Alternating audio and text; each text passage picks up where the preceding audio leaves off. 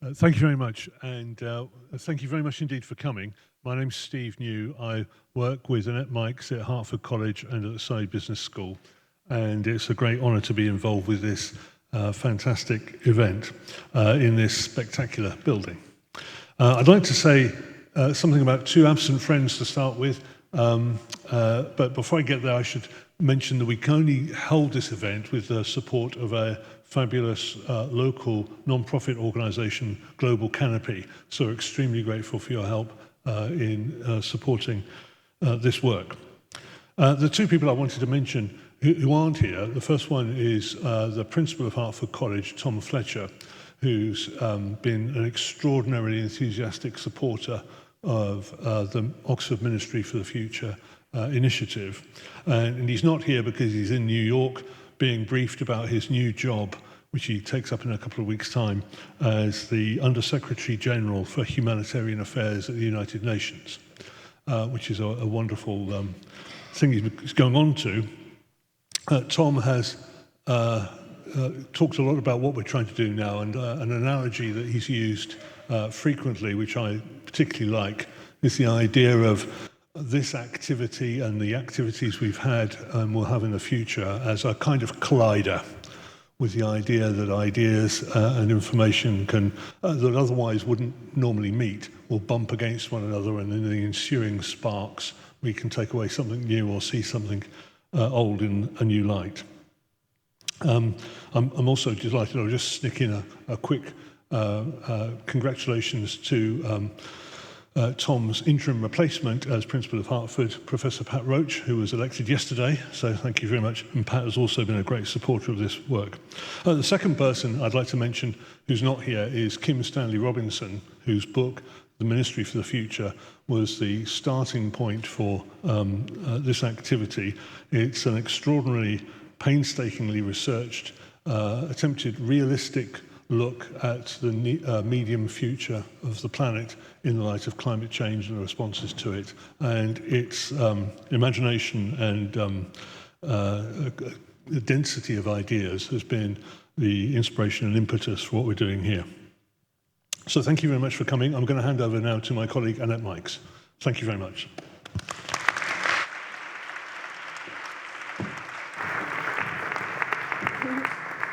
Thank you, Steve. I'm glad there is at least one election, the result of which we are happy with. Congratulations to Principal-elect Pat Roche.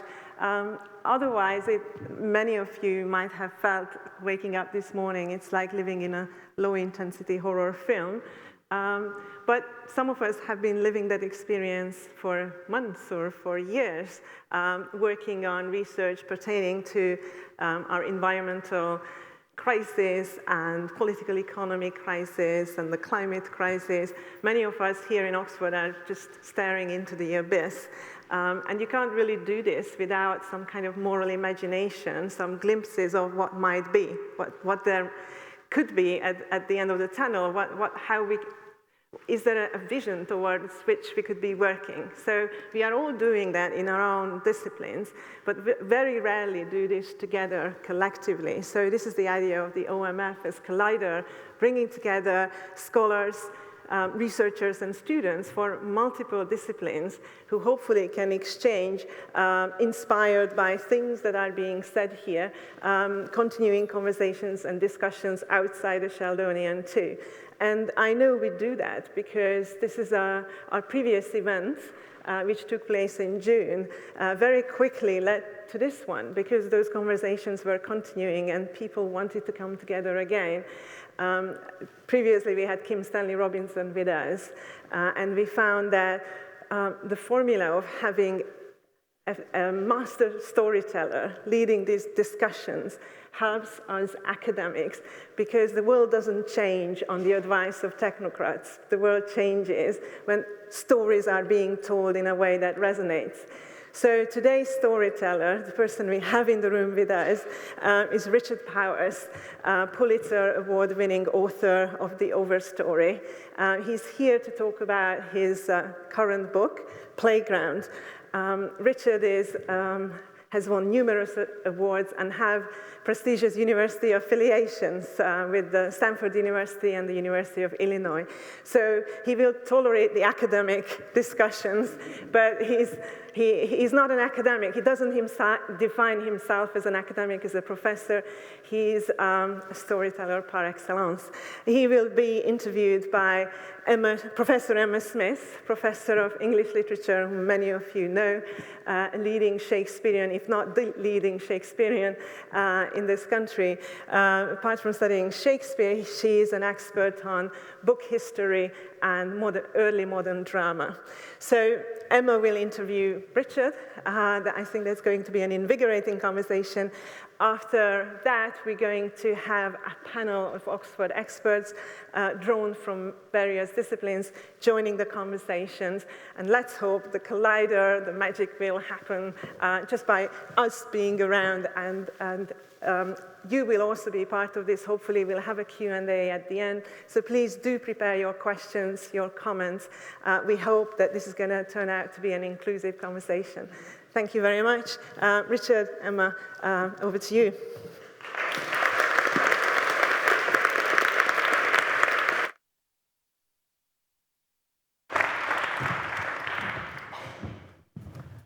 Thanks, Annette. Thanks, everyone, for being here, and a special thanks to Richard Powers for being willing to participate in and indeed sort of generate this ambitious series of conversations.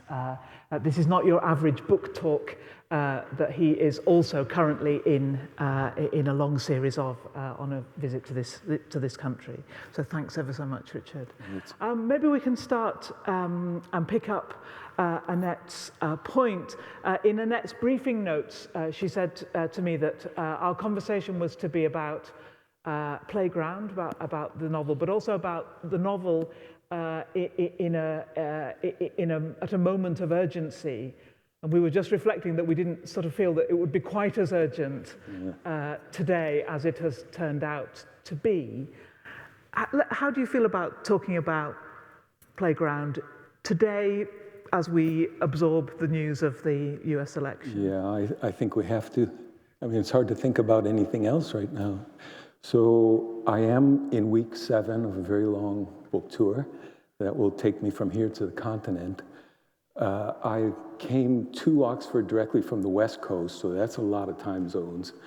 And of course, being on the road this last month and a half, and of course, you know, for the 2 years prior to this, to live in this climate of constant anxiety, bewilderment, inability to comprehend, desire to understand, to come this far under that amount of pressure, to land in lovely accommodations in Hartford College, with my body still halfway out over the Atlantic, and to be waking up every half an hour, hoping, looking for something, and to be following this story downwards.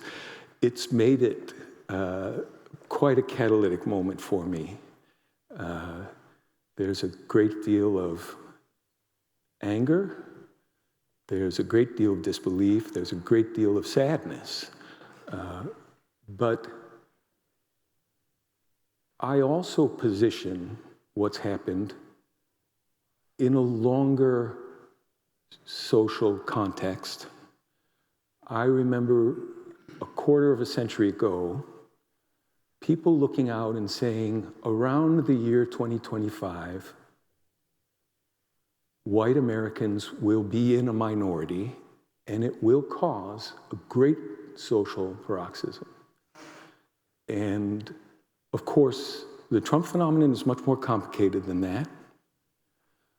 But to know that what we're seeing in part is a last gasp defense of a kind of white paternalism that has become more virulent because they are more under threat, is also to see everything catastrophic about this moment as the birth pang for a future that can't be held at bay.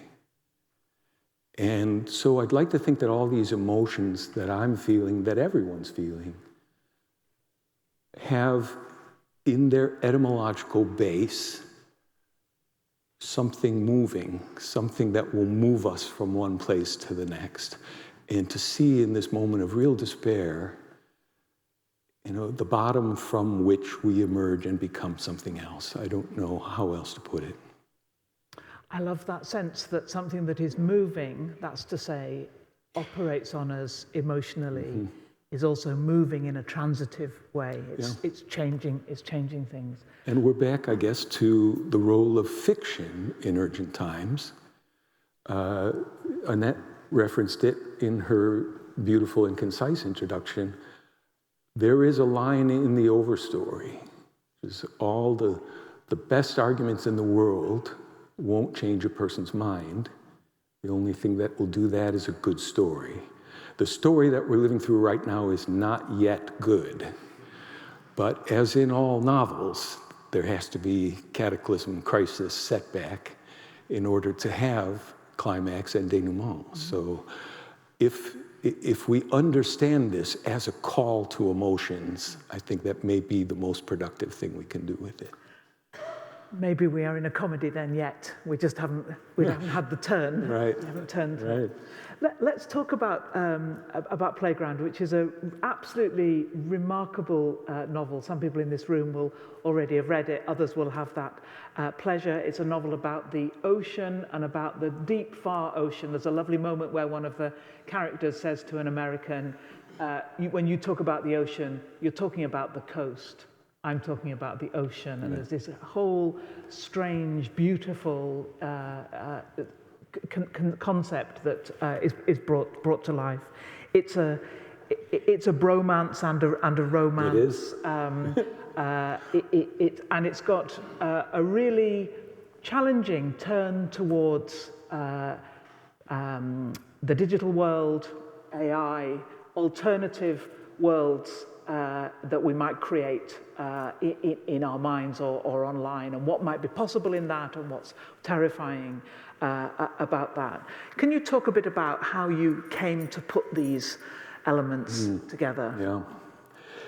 There's always a bit of mystery to it. And I've always thought that the act of finding the final shape of a story, it really involves getting out of my own way. That is to say, early on, an inchoate sense of knowing the preoccupations and concerns, knowing some of the principal characters and their milieu, knowing some of the dramatic conflicts and confrontations, and not having a clue how a preoccupation with the ocean, a small island in French Polynesia, a friendship in an elite Chicago high school, as you say, this history of the digital transformation of the world, not having a clue what they could possibly have to do with one another. And I think, part of the propulsion of the book is also that these concerns, which initially seem so inimical or incommensurable, produce a kind of suspense in the initial deployment of them as a kaleidoscopic mystery. You start to turn pages to see what these supposedly unconnectable narrative frames have to do with one another. For me, I also had to go through that same process that the reader herself would go through, and to figure out why they were all compelling to me, and to figure out, aside from knowing, yes, they are all essential components of life in 2024, how they would work narratively. And clearly, as I went on, and this is not the first time, this is the 14th book over the course of 40 years, and I'm kind of a top-down guy. I like cognitive clarity. I like thinking my way forward. But so often, the act of getting to that final form of the novel has to do with realizing there was a part of me, the unconscious creator, that was onto all of these links before I was there. And so to get there requires a certain holding in abeyance of the conscious mind in order to see, what the other parts of the brain had already leapt to. Did you have the title at the start? Did you have the title early on? Because that word, playground, is one of the sort of beautiful, center of the Venn diagram of all those bits. It's a wonderful title. Yeah, and I was holding on to that title as my kind of life jacket that convinced me that somehow this would all come together. I've been fascinated for decades now with what I think is one of the world's great unknown books, which is 1938's Homo Ludens by the Dutch art historian Johan Huizinga. A lot of you will know him. I mean, he's much better known for the waning of the Middle Ages and his work as a cultural historian. But I remember as a young man opening this book, and in the early pages, coming across this formulation: play is older than civilization. In fact, civilization grows up in play. And carrying on through this argument, saying that play is actually older than the human species.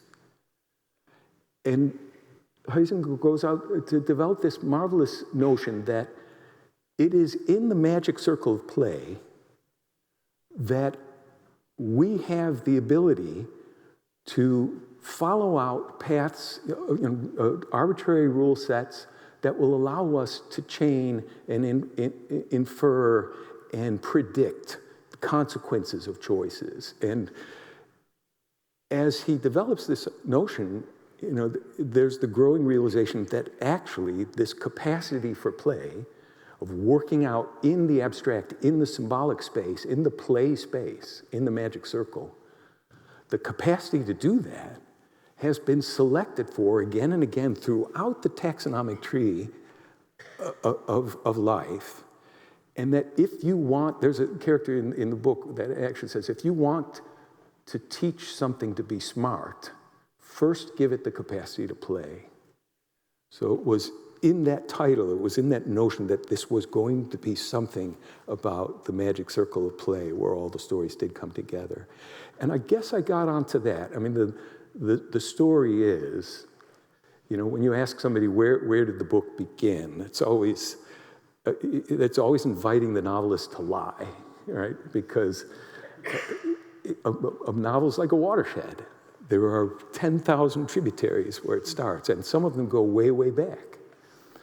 And one of the oldest for me is actually more than half a century. So I can honestly say that this book started 57 years ago on my 10th birthday, when my oldest sister, Peg, gave me a book about coral reefs.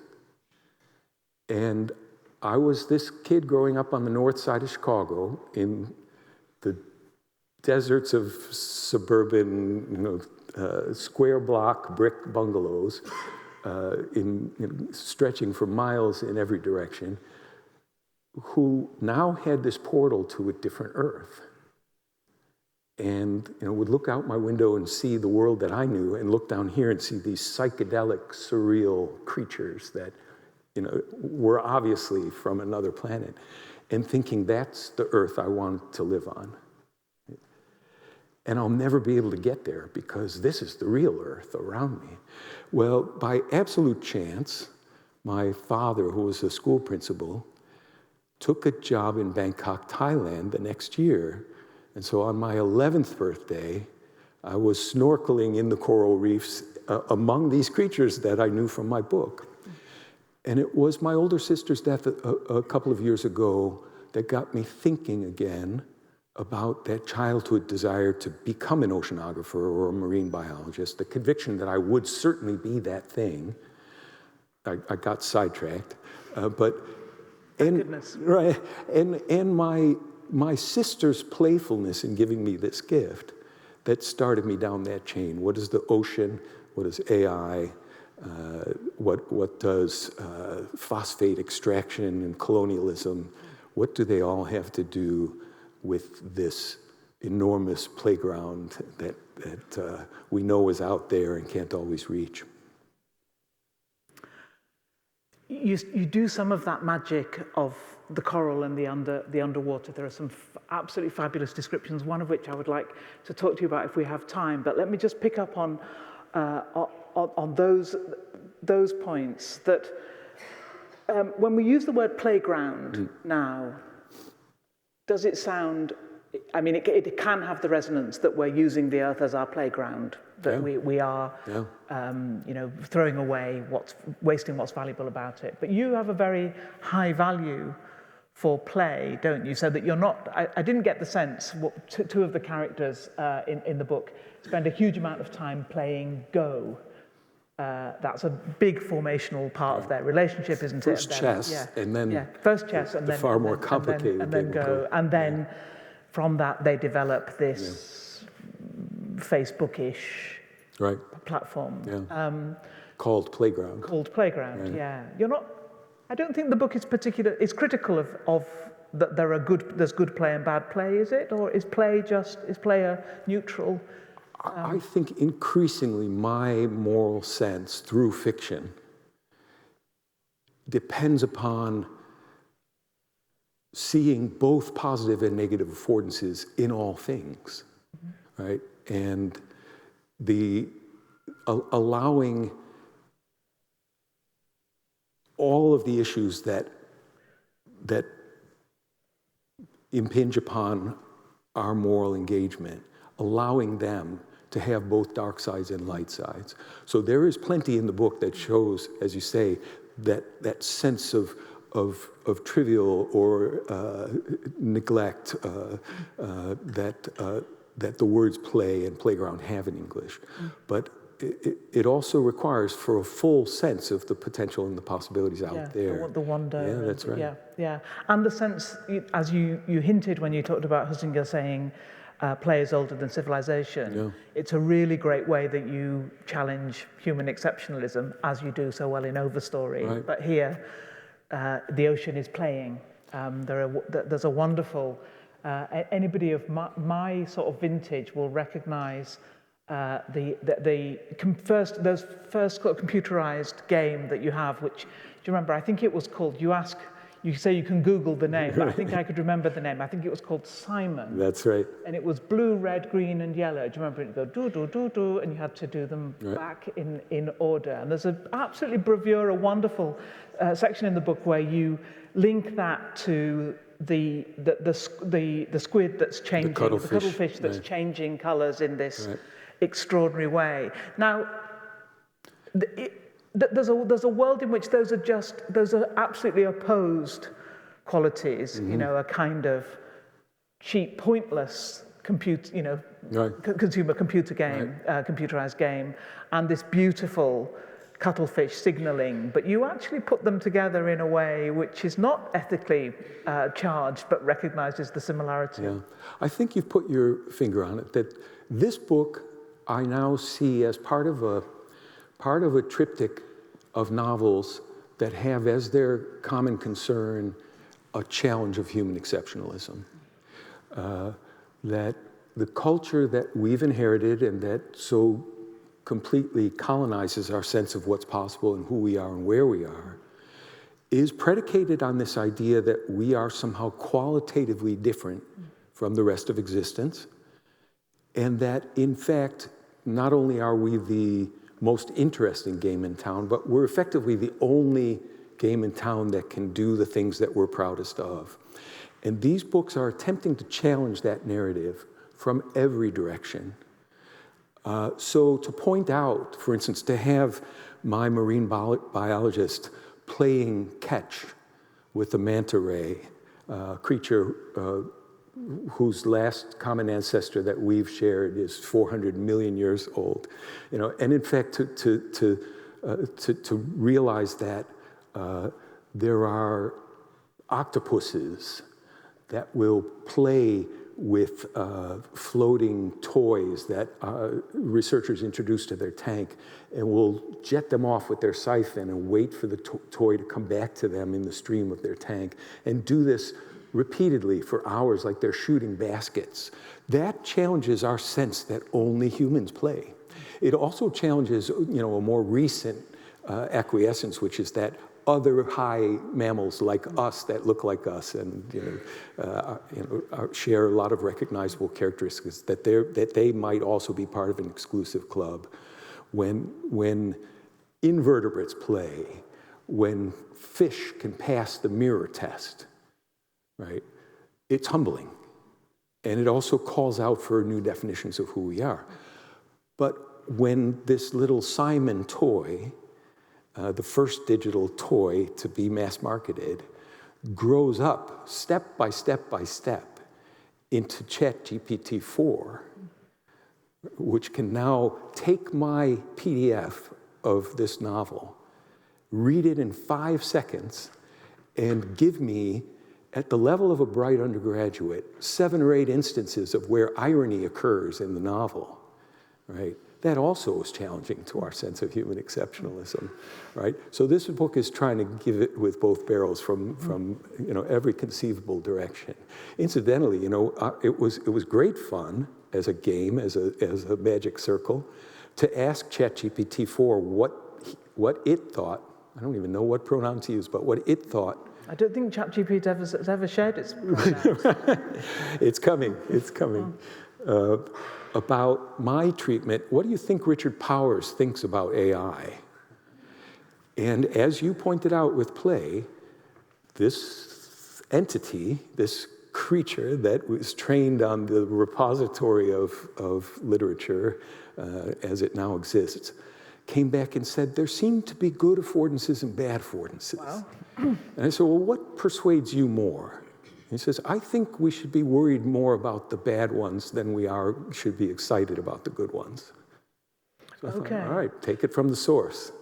So that suggests to me ChatGPT will not make you redundant, but will make me redundant. very, very much so. So it's interesting that you say that as you put that together, that makes complete sense, that human exceptionalism is being challenged in the novel through the natural world and through the sort of supernatural, if that's what we could partly call the digital. Because I'd also thought that those two spheres might be where we would find hope, or a qualified hope, in the novel. What are we going to do about where we are now? And we do seem to be in a period where there are more or less two roads. One is go back to nature somehow, rewild,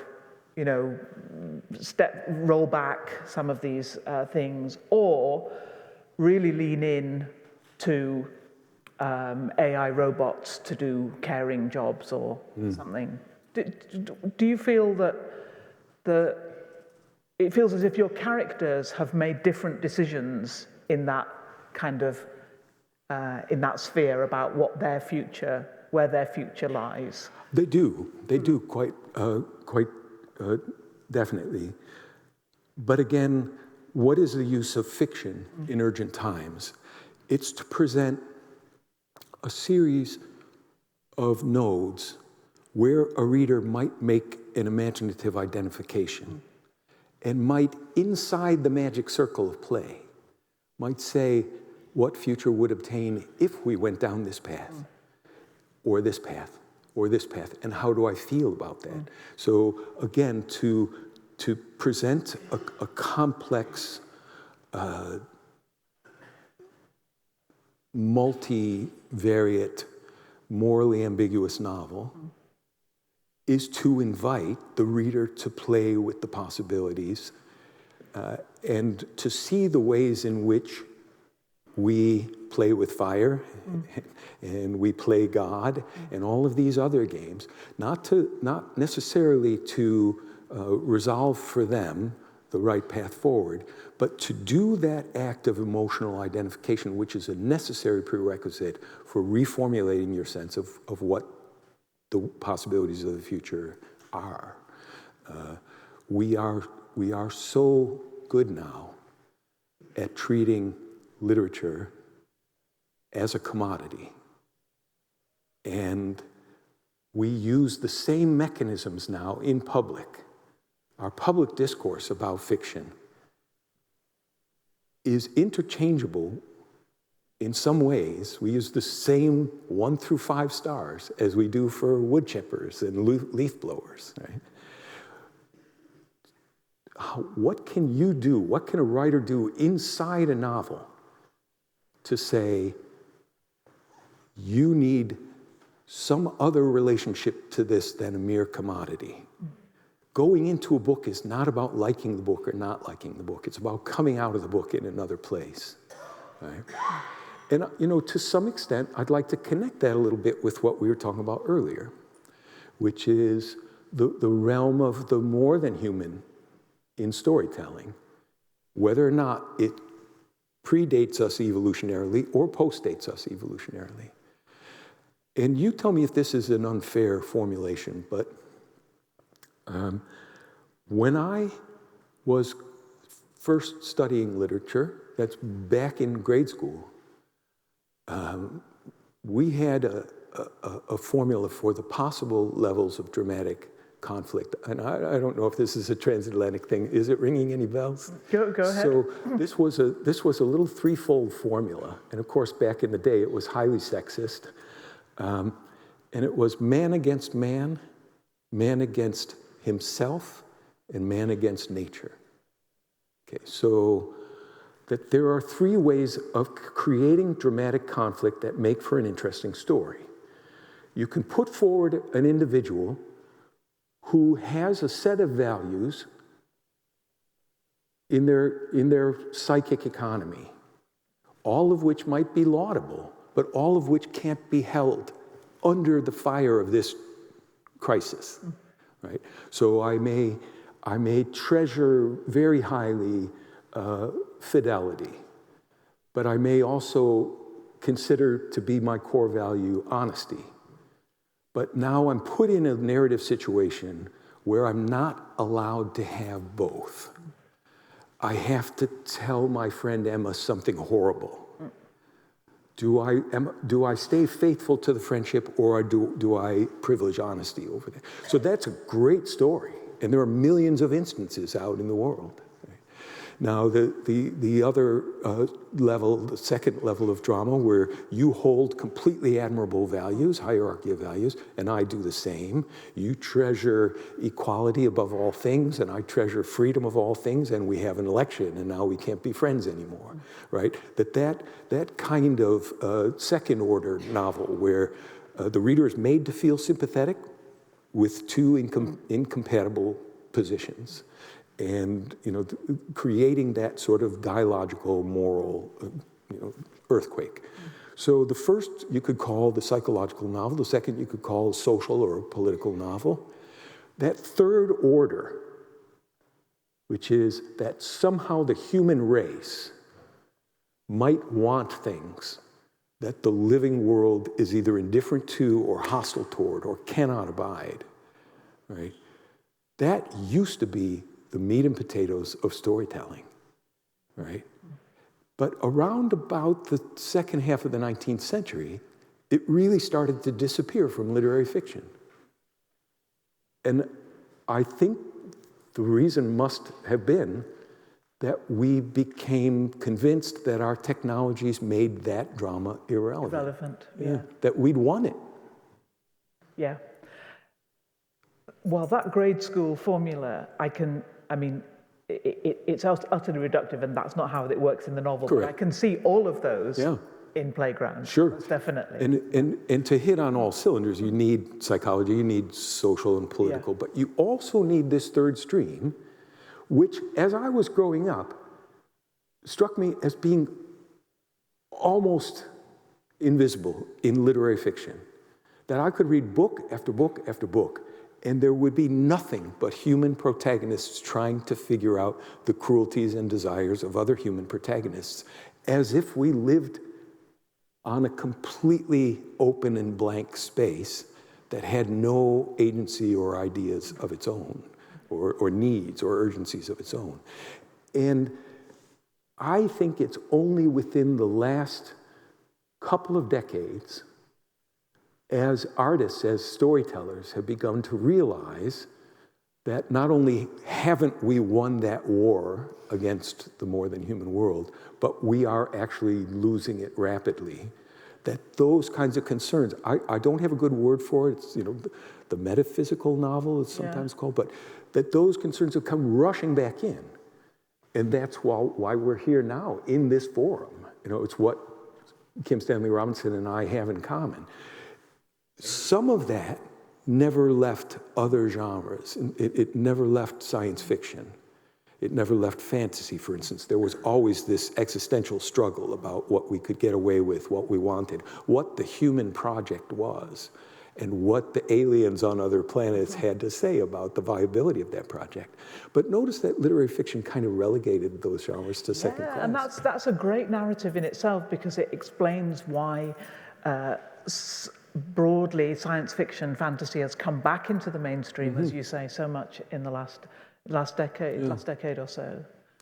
And you return to the 19th century. There's a wonderful bit at the beginning of Playground where on this French Polynesian island, a woman, an artist, is walking with her children, and they see the decayed skeleton of an albatross. You think it's hard in English literary sort of fiction to have a more weighty metaphor than the albatross. We feel as if that's, and it's an albatross which has died with a croup or a sort of stomach full of plastic. She takes the plastic to create with it, and it's one of a couple of occasions in the novel where the detritus, the rubbish that we have put into the world is turned somehow into something more beautiful, something. Right. Is that it's hard for artist figures in a work of art not to be figures for the artist novelist, but that's right. Is that what you would recognize? But that location of transformation and rehabilitation as one of the essential concerns of the book. But it also bears pointing out that the attempt to bring that concern back into the novel is also an attempt to reconnect the novel and the modern form of the novel and how fantastic it has become as a machine for exploring psychology and exploring sociology, but to remember that it also grows out of a way of telling stories that dominates most people on Earth for most of human history, in most locations on Earth. That is, it's an attempt to reunite the novel with indigenous ways of telling stories about the human location on Earth. Traditions which would never dare to bring humans in without also bringing in the neighbors and without bringing in place as a protagonist. That we can only understand ourselves through the eyes of creatures that are not us, struggling to exist in a place that has its own compulsions and its own urgencies and its own needs, to take seriously the agency of place. All of those are the bread and butter of indigenous literature, but they have to, the novel, in the words of Robin Wall Kimmerer, the novel has to learn how to become indigenous again. Wow. We're going to have to wrap up this part, I think, of the conversation. It's been completely fascinating to talk to you. I should also say, though, for people who haven't read the book,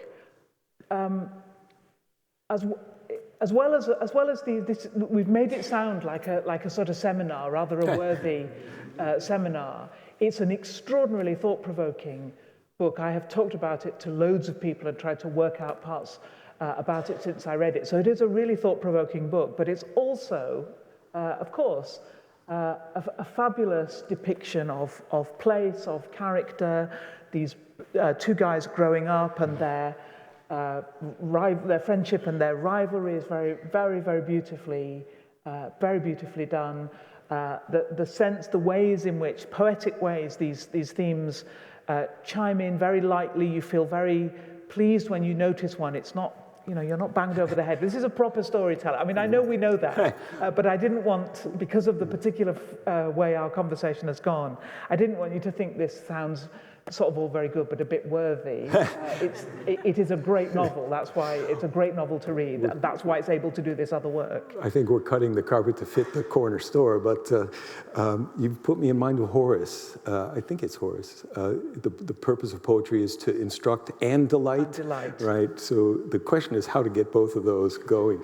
And also, there was a Shakespearean critic, old school, like A.C. Bradley or somebody like this. The amazing thing about Shakespeare's audiences is how much poetry they would put up with on their way to blood and thunder. Right? So the art of novel telling now is how to get enough blood and thunder in there so that the poetry goes in. That would be a great place to stop, except I just want to ask you, this is entirely for my own pleasure, really. Shakespeare's play The Tempest is threaded through. I mean, yours is a novel about an island, about the ways that things can be reconciled, perhaps, and a reconciliation with place and with nature and with things beyond the human. So that makes sense to me. But could you just say a little bit about what that text is doing through Playground? I think it is my favorite Shakespeare play. I think it's the one that I have loved most for the longest period of time. And as a kind of, I don't know, the Tempest comes into this story in half a dozen different ways, explicitly, intradiegetically, extradiegetically, thematically, in order to see what Lauren Isley calls the immense journey, the play of molecules that leads 3 billion years later to the conquest of the land, that leads in a far shorter period of time to the domination of humans on this globe, that leads in an eye blink to new kinds of creatures that are making generations of themselves in the time it takes us just to think of a single move, right? In order to do that, I wanted to have an intertext that explored performance, that explored unfolding, that explored colonialism, that explored all of the preoccupations that we're at now at this perilous moment in history. There can't be a better one than that play, I think. Yeah. I feel much more hopeful, actually, than I did 3/4 of an hour ago. So it's been, I've really enjoyed this part of the conversation. There will be a chance for members of the audience to ask questions at the end of towards the end of the session. But what's going to happen now is that Annette will come back with a panel to be in conversation with Richard. But perhaps we could just thank him very much for that conversation. Thank you. Can you stay there? Thank you very much.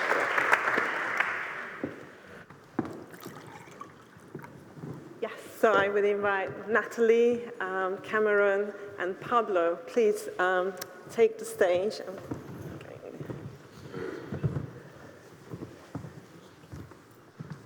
Yes, great. Okay, I thought we could start just with a quick introduction going around. So let's go starting with Pablo. Could you just very quickly say who you are, what's your discipline, and what has resonated in Richard's work, which actually made you accept this invitation? Thanks, Annette. I'm Pablo Mukherjee. I teach in the English faculty. You probably want that. Resonated me. Well, can you hear me, by the way? No. Okay, let's start again. I'll start again. Can you hear me now? All right. I'm Pablo Mukherjee. I teach in the English faculty. I've been reading and also teaching Richard Powell's work we were just having a laugh about this a second ago, about nearly 20 years now. For this book, what has resonated most with me amongst the many, many things has been, I suppose, something called hospitality. And I'm going to come back later in the comments to talk to you. Thanks, nice to be here. I'm not sure whether I need this. You probably don't, no. Right. So I'm Cameron Hepburn, the Babcock Professor of Environmental Economics, and I'm at the Smith School of Enterprise and the Environment and the Institute for New Economic Thinking. I loved this book as the last two I've read. This one didn't have me quite as in tears as much as Bewilderment did. I'm not sure whether that's a good or bad thing to say. But I think the themes that, for me, I came away thinking, I love the fact that you reject these kind of binaries, I think. And I thought, if I actually just asked ChatGPT myself about your attitude to technology, and I'd come with the idea or the label of techno-curious and eco-curious rather than techno-optimistic or techno-pessimistic. So there's a kind of a lack of judgment but a curiosity throughout the book, which I find very refreshing in a world that often feels like everybody's at each other and they're all binary. And maybe there's something positive to be seen in today's US election result too. Just, provoking you a little bit. Natalie. Hello. What a privilege and an honour to be here. Thank you for this opportunity. I'm Natalie Seddon. I'm a professor of biodiversity based in the departments of geography and biology, and I founded and direct something called the Nature-Based Solutions Initiative. I also run something called the Agile Initiative, which is about how we get good science into policy and practice more efficiently and more ethically. So much has resonated in all the books of yours that I've read, including Playground recently. I think a lot of it around the journey the human race is on and the bringing together of different knowledge systems. So I'm an ecologist, an evolutionary biologist, and my training as an ecologist taught me that we are all part of a rich, dynamically interacting web of life. My training as an evolutionary biologist taught me that we're all kin. That view of kinship, of reciprocity, of being in this rich web of life sort of is carried better, I think, often in fiction and poetry, but it is a deeply scientific perspective as well. It also, as you communicate in your writings, it is also at the core of Eastern philosophies. It's also at the heart of most indigenous cosmologies. So it feels like Western science has come full circle. And I also feel personally that I've come full circle, starting off with a playful love of creatures that took me into many beautiful places on this planet. But more recently, my job has been a lot around trying to convince decision makers that nature matters and nature counts. And often that's been by producing more data and more graphs. But what I've come to realize is that we need more joy and play. And that's where your work comes in, acknowledging the sorrow, speaking truth to power, but recognizing our deep, intimate connectivity with all of life. And so all of that, and your power and the way you communicate that, I think, to all audiences, scientists or not, I think is very moving. So thank you. If you didn't exist, I would have had to create you. What a marvelous description. Yes, and Natalie could easily pass as one of your researcher protagonists. Right. Yeah, well, coming from accounting and risk management, I find new perspectives in your book. We're quite used to, in my research area, to think about risk at the individual level, at the organizational level. Some of us think even at the society level. But you are encouraging us to think about risks at the species level. Is this really true that the end of humans is coming to an end? And you're giving us glimpses of the post-human world, which of course creates a sense of dread and triggers some kind of action or resistance. But I'm going to come back to you guys because there are a number of problems that Richard raises in the books, and I know some of those problems resonate more with you, Natalie, and then others resonate more with Cameron and Pablo. So can you talk about those issues that you find most interesting and how your research bears relevance on those issues? Can we see those glimpses of what might be? You want me yes, Pablo first. Okay. So I don't know if many of you get these briefs from Annette. They're like legendary, right? So she says, you've got 8 minutes to talk about Richard Paz. No problems at all, right? I want to start just going back to that conversation that Richard and Emma had. And I'm thinking about, we started talking about today. Mine went back to about a year ago when this very exhaustively researched paper by William Ripple, Christopher Wolfe, and their colleagues had published called the 2023 State of Climate Report. And some of you will be familiar with this. And they use really exhaustive analysis of data and flag that what they call 20 of the 32, I think, vital signs of Earth are now showing record extremes. I have this conversation with my scientist colleagues quite often, which is they've done the work, they've got the data, they've got the evidence, and quite often they ask me, what else do we need to do to be heard, right? Now, you guys work with words, communicate this. And my answer to that, or response to that, is always slightly qualified, which is yes, but.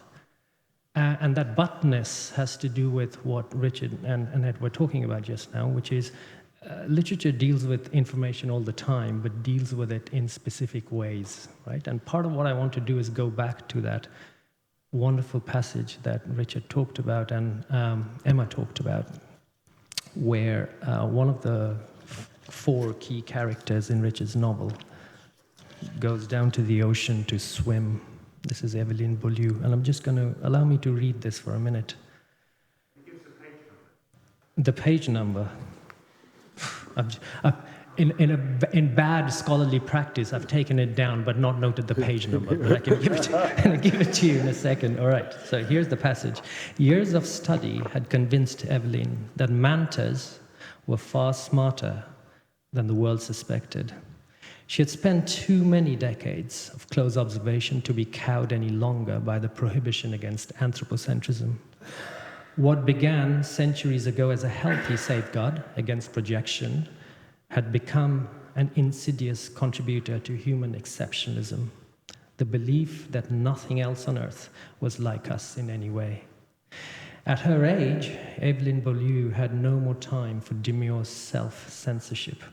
A good empiricist, she felt no qualms about giving the behavior in front of her a name, call it what it looks like. The giant bird-like fish was playing. And Richard has just talked about play and the importance of play in this novel. And there are many, many passages here. I'm going to pick up many, many ways to read and learn from this passage. I'm just going to bring out one, and I mentioned hospitality before. So let me return to that in the remaining 3 minutes or so.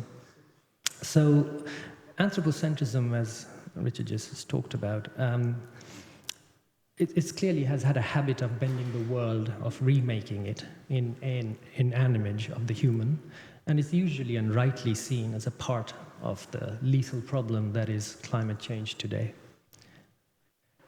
Erasing distinctions between humans and more than human has often eased the way, the ruthless exploitation of the latter. We've become very good at festooning ourselves with merchandise that proclaim our love for or likeness with this or that organic or inorganic life forms, even as they become extinct. But a reaction to it, the insistence on absolute difference between us, whoever us may be on that day, and others, is of course equally lethal.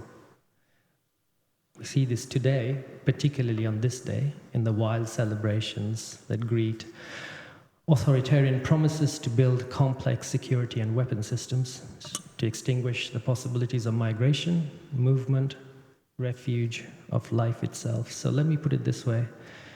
If we are indeed the first-hand witnesses, as well as agents of unprecedented climate change, then it seems to me that one of the most urgent tasks of today is to rethink what we used to call hospitality, friendship, refuge, and how we perform these actions in our individual and collective lives. This is where the bit about my research comes in. And I don't at all underestimate the difficulties of performing these things. I'm a child of refugees, and I've also been lucky enough to host refugees, both human and non-human. So I don't underestimate how difficult this is. But what does it mean to be hospitable, to offer and accept refuge in a planet that is poised to be warmer by 2, 3, 4 degrees above pre-industrial levels, quite possibly within our lifetimes, certainly within the lifetimes of our children and their children?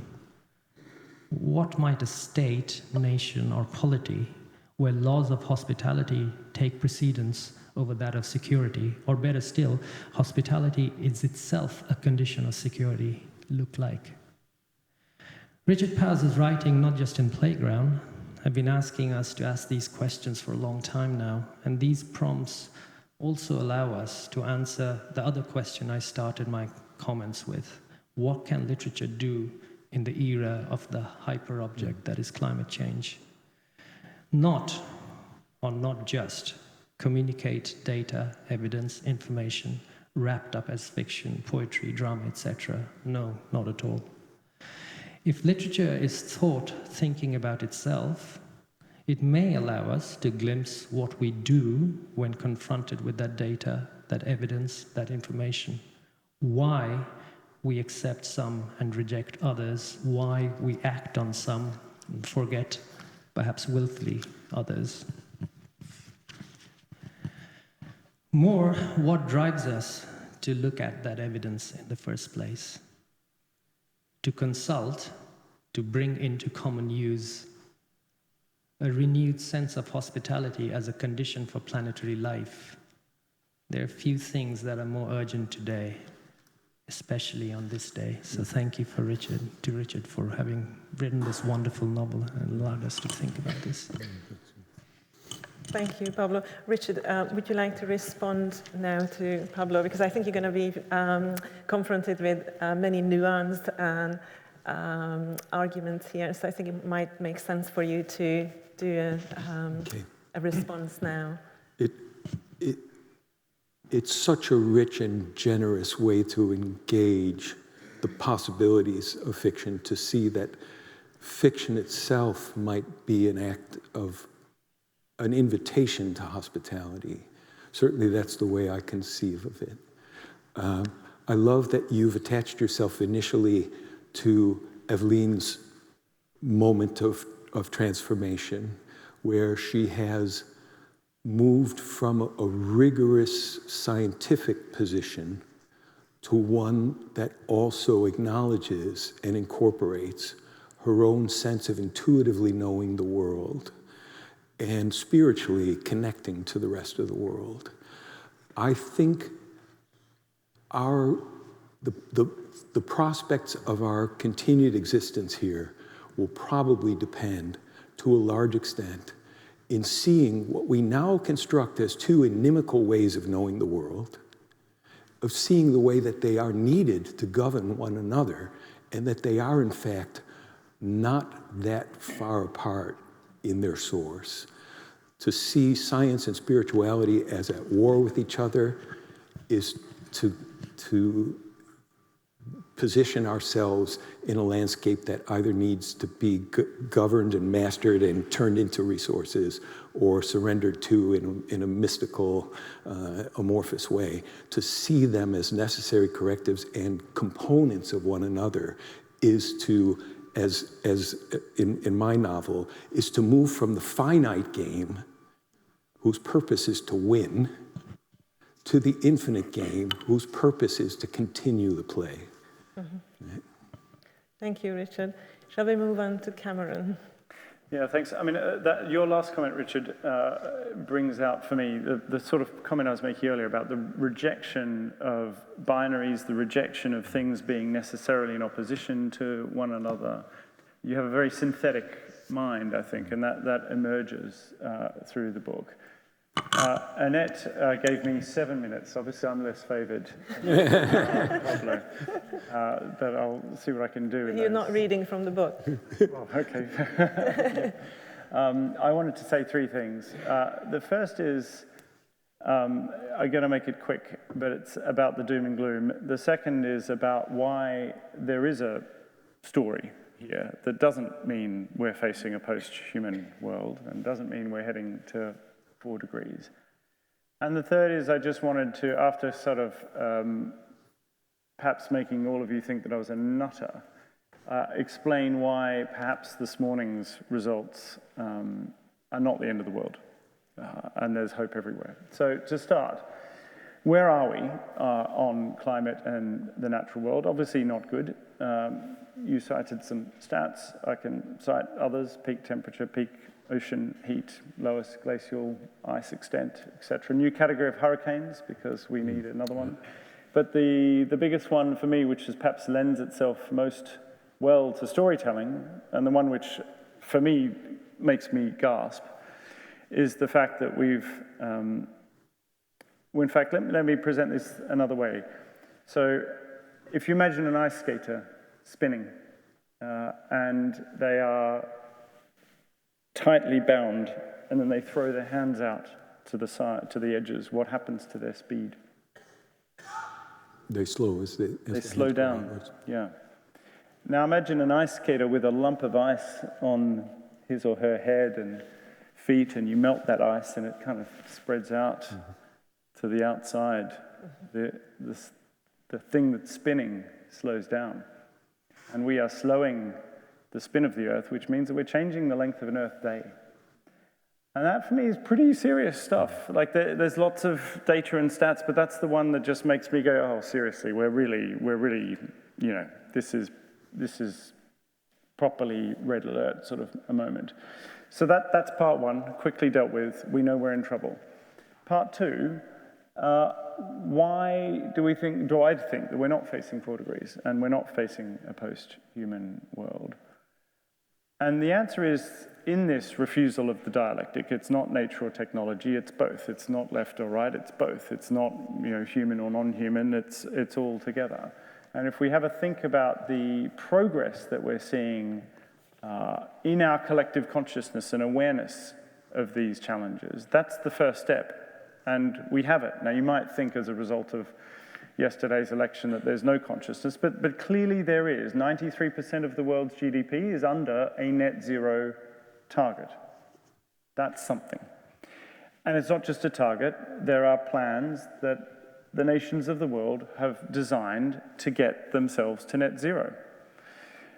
And they're not just plans, they're being backed up by policies. Of course we're not on track, of course it's too slow, but the technologies are racing ahead. I mean, I don't know how many of you know that we're at the point this year, well actually last year of data, we had more new energy from wind and solar than from any other technology. So these tipping points, these moments where we have a fundamentally fossil-driven world and we're moving to a world that actually, again, fuses nature and technology as the pathway to our solution. We're right there right now.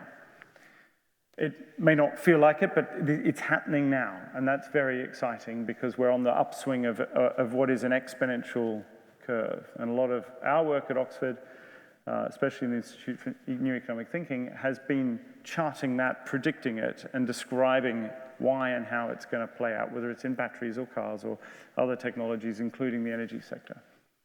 So there's plenty of reason to think that 4 degrees, barring a set of nasty tipping points within the physical climate system, which, you know, is a real risk, barring us crossing any of those, we're not facing 4.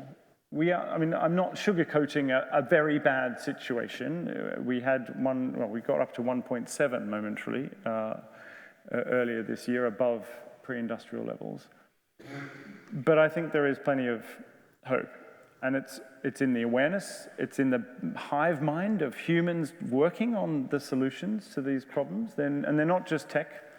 It's new models of behavior, new NGOs, new models of thought, new fusions of disciplines as well. It's one of the things I love about all of your books. The kind of, and I feel this acutely personally, the repudiation to stick things in pigeonholes and to say, that's economics, that's biology, that's law. You know, rubbish. It's kind of everything, actually. You've got to put them all together and make things work by having all of the brilliance of human thought at your disposal. So where was I? I think we are getting there because we're putting all of these brains, our little human bees, together. Maybe half of us are distracted by other things, but there's a lot of us now thinking about these problems and aware of where we're going. And I think that is humanity is a powerful force. Again, perhaps not for good or for ill. It just is. And where that force is now being seen in the transition. And let me wrap up with the third point about Trump. Now, I'm not sitting here saying that I'm rejoicing, but I just had a bit of a look at the data for the deployment of clean energy. And we have some friends who've been promoting our work around the world who occasionally give us, at Rocky Mountain Institute, who occasionally give us some nice stats back. And you can look at blue states in the US, you can look at red states in the US, and if you look at the deployment of clean energy in each of those states, pre-Trump, post-Trump Mark I, during Biden, the rates don't change. It's as if there was no change in the political leadership of the country. And I think some things are bigger than one guy, or hopefully in due course one woman. And it's worthwhile remembering that the underlying forces of technological change, of human ingenuity and ideas recognizing problems that we have to collectively solve, are kind of no match for an individual, I won't say that word, but an individual person sitting at the presidency of one nation. Actually, they're very constrained. And so I think, as I say, I'm not saying there's not an immense amount of work and possibly damage will happen in the next 4 years, but it's not the end of the world. And we saw that it wasn't the end of the world last time either. Let me stop there. Thank you, Cameron. Richard? Well, I certainly needed that. So, and I take great encouragement from your thumbnail sense of potential. I also would add to that list. I mean, I resonate quite strongly with your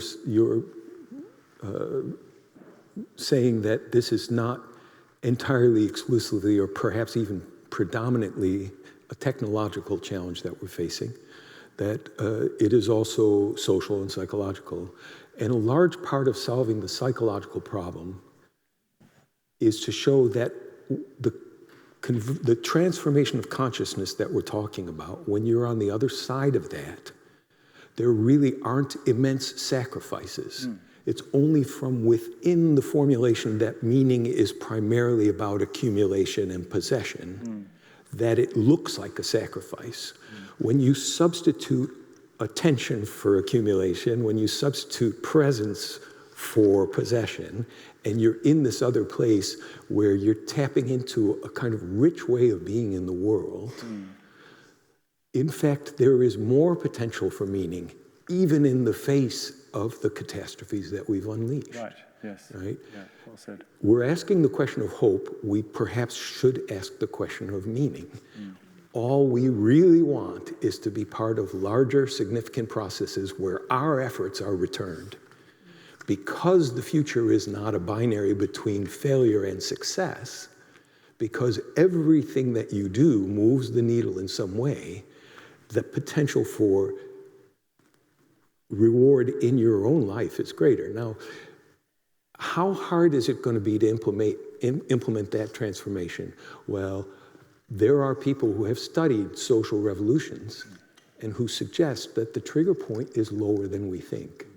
That rapid change, sort of civil rights, gender, same-sex marriage, that these can happen seemingly very quickly. Of course, with a lot of foundation laid over a long period of time.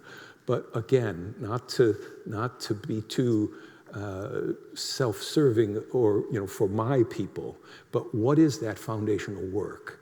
What caused the revolution in thinking about the social viability of fluid gender definition, same-sex marriage? A lot of stories, a lot of TV shows, a lot of movies, not a lot of arguments, but a lot of invitations to people to say, you can be in this world, and it can cease to threaten you. In fact, it can start to amuse you and engage you and provoke you in ways that don't need to be frightening. I think that's where fiction can help effect this transformation. Absolutely. I'm glad, Cameron, you got another fellow traveler. Natalie, it's your turn now. Thank you so much, and such rich conversation so far. So there's one of my favourite quotes in the Overstory, if you don't mind me referring to the Overstory, is I think, and forgive me if I get this a little bit wrong, is you said of humanity that we are collectively cashing in 4.5 billion years of planetary bonds and blowing it all on a sorted bling. Right.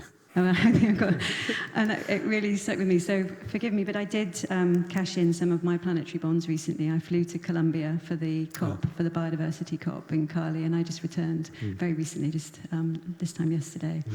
I felt that it was worthwhile to do so, and actually I came away feeling really, really positive, really encouraged. It was an extraordinary event, extraordinary group of people all working incredibly hard all over the world because they love nature, deploying all sorts of different approaches and lots of really wonderful bottom-up projects that are happening despite of the theatre, despite of the chaos. Speaking to your comment, but one of the most wonderful things, and it reflects on our conversation, that happened was the agreement of all the world's nations, or 196 of the world's nations, on the agreement to set up a new organisational structure within the UN devoted to empowering, recognising the rights of indigenous peoples and empowering them and enabling them for full effective participation in the conservation of biodiversity. And I think this is extremely important for 3 reasons, all of which resonate with the themes in your book. So I thought it'd be wanted to raise that. And it all speaks to their kin-centric worldview, not an anthropocentric worldview, which is the one we have, or even an ecocentric, but a kin-centric worldview. And I think this is important for addressing the challenges we face for sort of 3 broad reasons, all of which we've already touched upon. But the first one is it speaks to the need to embrace diverse knowledge systems. Western science has brought us extraordinary things and is continuing to bring extraordinary things, but it has also brought us climate change and biodiversity loss and increased poverty and inequality in many parts of the world. There is rich knowledge systems within indigenous communities, within many indigenous communities that have been honed. That rich knowledge has been honed over many thousands of years of observation, and experimentation and adaptation. They have rich understanding of how best to work with nature and as communities in a rapidly changing world. And so I think from a practical point of view, it's important because we need that knowledge more than ever, and that's the importance of that is a very strong theme in your work. This then segues into the second thing, which is that we need, and entirely builds on what you were saying, Cameron, is that we need multiple solutions. We need to all be working in lots of different ways. Narratives and policies are currently dominated by technical solutions in the sense that we can somehow clever our way, build our way, construct our way out of the problems we face. And while there are many important technological solutions, many are not yet ready to take to scale. The dependence on technological approaches runs the risk of us rejecting, and many do in the world I work in, many people do just dismiss behavioural change, societal change. You just dismiss it. Oh, people won't change, where there is abundant evidence that we change all the time and we can change, and there is nothing inevitable about the system that we have, the type of economy that we have that is unravelling the web of life. There's nothing inevitable about that, and we can change. So to get that balance, to make sure we are having these radical collaborations between the physical scientists, the economists, the artists, the poets, the musicians, because in that interaction, the thing that emerges is that transformation that we need. And so not to get too reliant on things that may not work, not dismiss them, so not have these polarized debates, but recognize that we need all of them. And if technology fails, there are often examples that it fails because we haven't understood local people, we haven't understood the history, the psychology, the socio-political context of the places those solutions are sometimes just thrown into from the top down. So that was the second thing, and the second reason why I think this new development that came out of Cali is important. But most important for me, I think, is that worldview, that kin-centric worldview, will help us overcome this crisis of separation, overcome the cognitive dissonance that I think is the root cause of all the problems, or many of the problems we face, this ability to know that our actions might be harming the biosphere and the climate system, but to just do them anyway, knowing that if not our well-being, but definitely the well-being of our children and future generations and the well-being of the non-human world is impacted by our actions, we still we still do things, even those of us who are actively working in the environmental space, we still do things that harm. And I think that the root cause of that is the separation. So I think this idea and trying to hold this kin-centric worldview, which, as I said in my comments before, this is a scientific as well as a poetical and spiritual worldview. There's nothing that, and that's important to hold on to. So, and I think I would like to end with just a quote from a beautiful woman, a First Nation Indigenous woman, Lila June, who is a scholar and an artist, an academic and musician. And she came we had a conference here, the Nature-Based Solutions Conference, where we embedded a scientific conference within an Indigenous ceremony. And we had poetry and music interspersed with the science in respect to the wishes of the Indigenous scholars we brought together. And Lila June talked about the intimate relationship between humans as part of nature. She talked about how ecosystems are co-created with people, that people are ecosystem engineers, much in the way that ants and whales are, and how we need to get away from the dark framing of humans as pests or as humans as conquerors of nature to humans as co-creators, as nature is a partner in our well-being, that we are stewards, and that's our opportunity here. And she said of humans, she said, human hands can be a blessing when guided by the right values and principles. And she reflected upon the importance of reciprocity, of kinship, of respect and relationship. And I feel that those things are such strong themes in your book. And I just, on the plane, forgive me, but while I was blowing my planetary bonds, I was ironically reading Playground. And it really struck me that all these things that are now coming through into the world of environmental science and physical sciences too, that they come through and making your book incredibly timely, and also just making it really wonderful to have this opportunity to reflect on these things. So thank you. Thank you, Natalie. So can we do all this and still have our political economy system that we are living in? No, not the one we're living in, right? Is that what you're asking?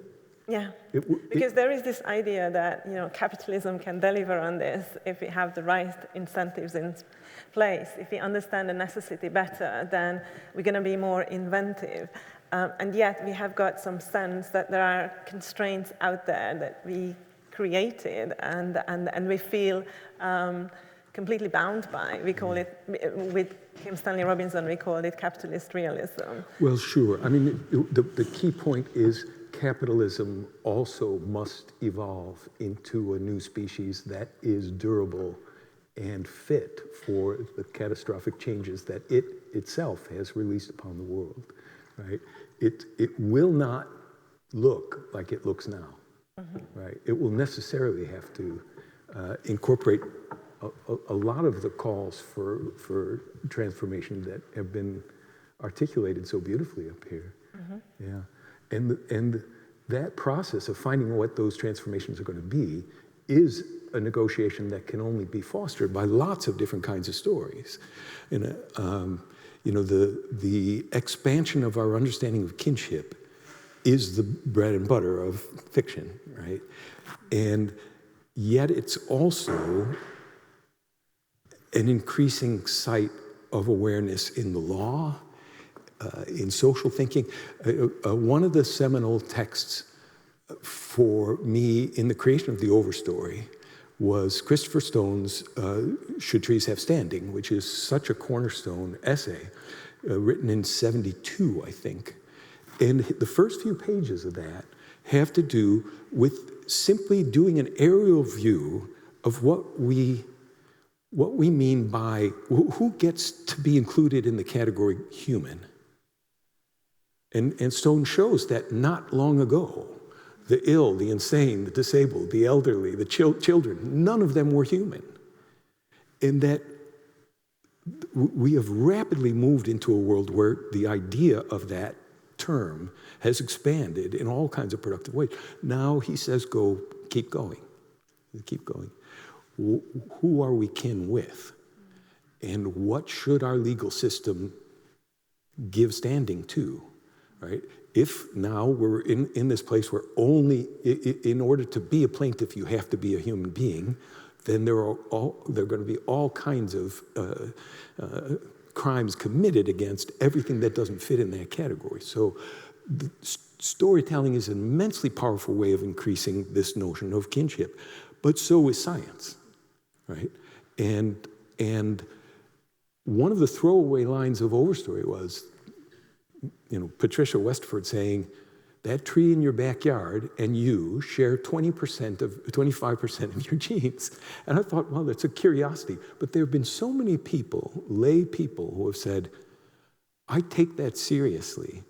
And now I'm thinking of myself as another branch on an experiment that's proceeding elsewhere in other forms.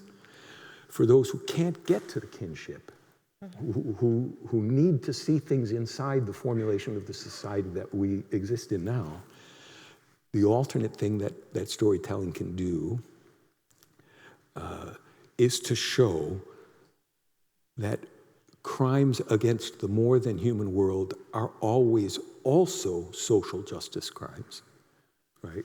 And I think, to get from here to there is going to require a huge variety of stories that make it increasingly obvious that our fate is not a separate variable in a standalone equation.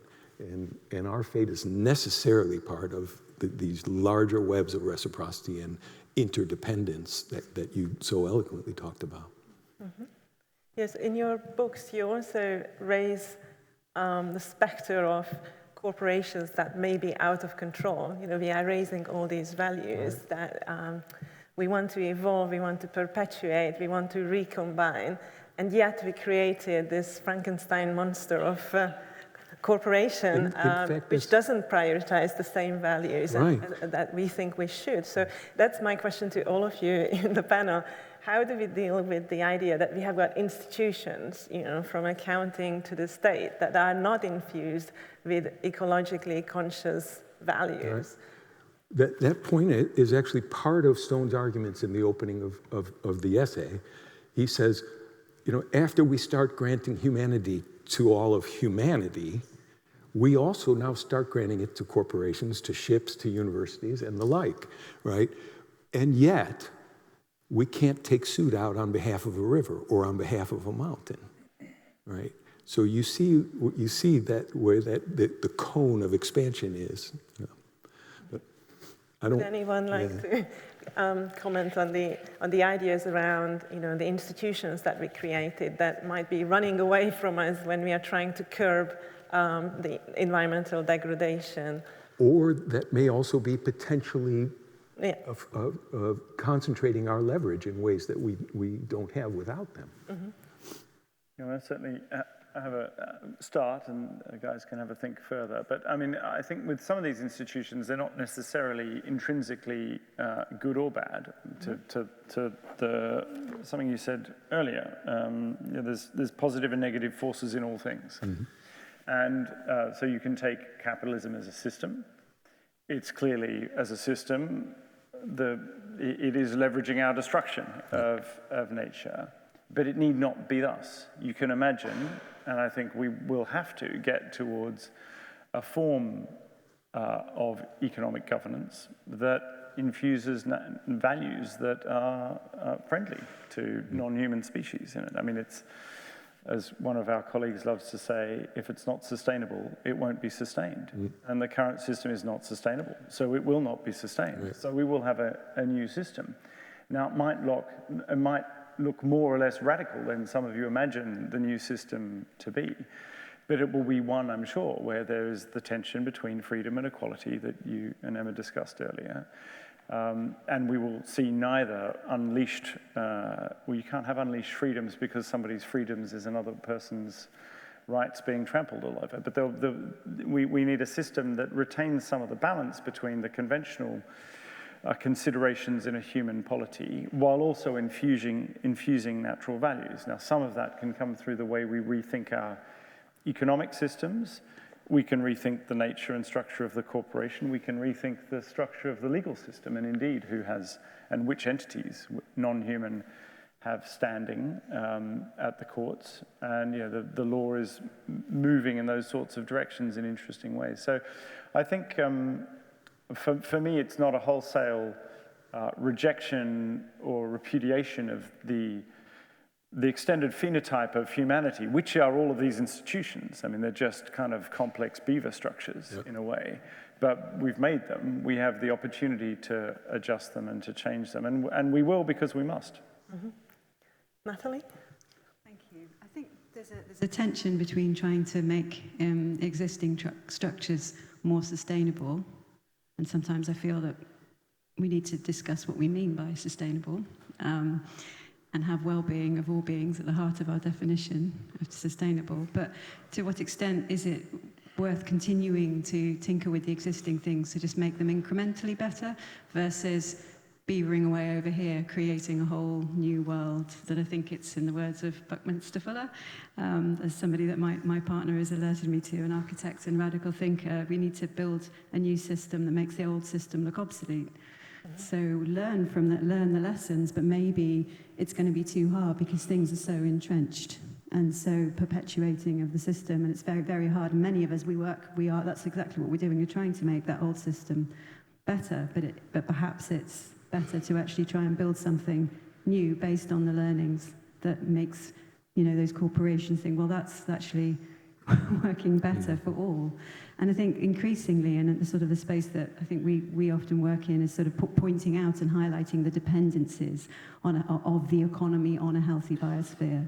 But we've been doing that for a while, and although Cameron's quite optimistic that we are making progress, and certainly the statistics you say do give me courage, I just still feel that we've got the pace of change is not matched with the rate of environmental change, and so there are many examples of where people are sort of building up these projects that are working quite well, a regenerative economy, circular economy, citizens' assemblies, there's all these wonderful things that are going on that, So this is getting that balance, and some of us will decide to stay in those holding positions to try and make the current system as good as it possibly can.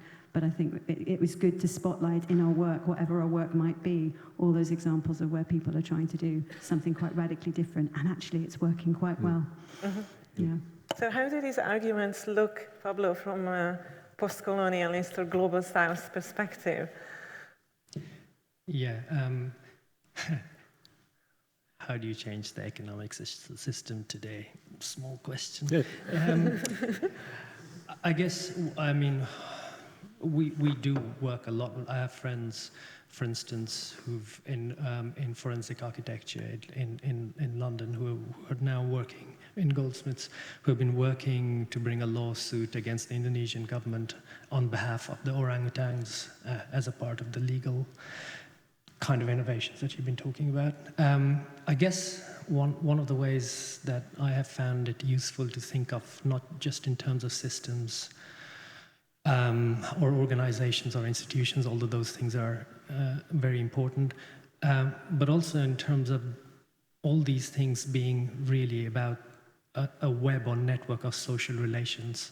So I'm interested in the inflection point at which not just literature, but other kinds of human activities also work or can force the point where the social relations change, if not completely and instantaneously, but as you were saying earlier, over time, which then makes systems, organizations, institutions appear to be or even be actually categorically different. So I suppose that's where my thinking will be, to think of these as a web of sometimes contradictory, sometimes conflicted set of social relations, and at what are those points of inflection in which they change?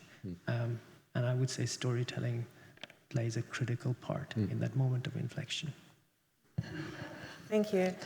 I think it's time for us to take some questions from the audience. And while you're thinking about your questions, I would like to invite Emma back onto the stage.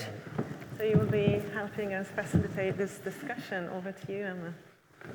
Brilliant. So if you have a question, raise your hand. Remember, you're in a big space, so articulate it carefully. Please, yes, please start us off. Right, I'll speak very loudly. Yes.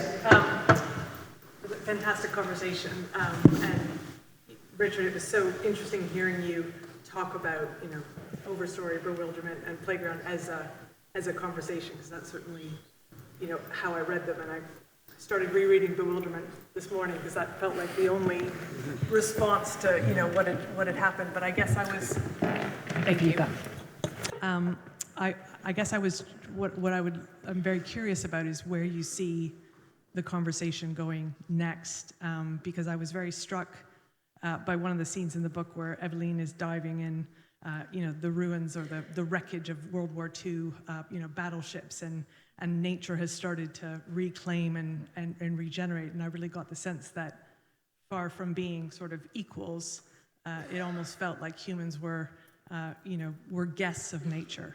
And that came through very strongly. And I guess I was just curious about how you see that conversation continuing.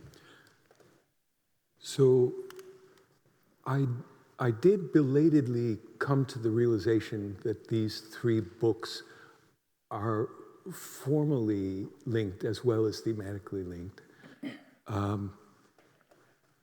And I've started to think of it as a kind of concerto, a large, complex, you know, polyphonic, up-tempo first movement, followed by a very strongly contrasting, different key, different, you know, texture, middle movement, and then a third movement that recuperates a lot of the motifs from the first, like one of these symphonic experiments in recapitulation over large form rather than a single movement. And that made me wonder what happens next in my conversation with these topics.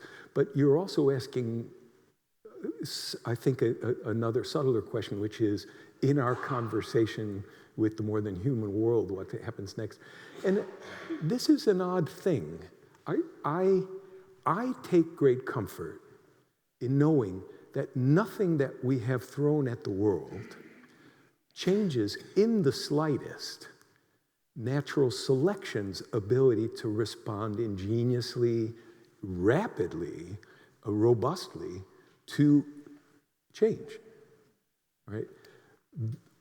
It's not particularly consoling to most other human beings because they'd like to be there for the next act. They'd like our presence. Our presence seems to be the thing that lends meaning to our story about the world. Nevertheless, you know, I keep as a kind of mantra this line in Daniel Mason's great novel North Woods from last year. He says, the only way to keep from thinking about the world as a story of perpetual loss is to think of it as the story of perpetual change.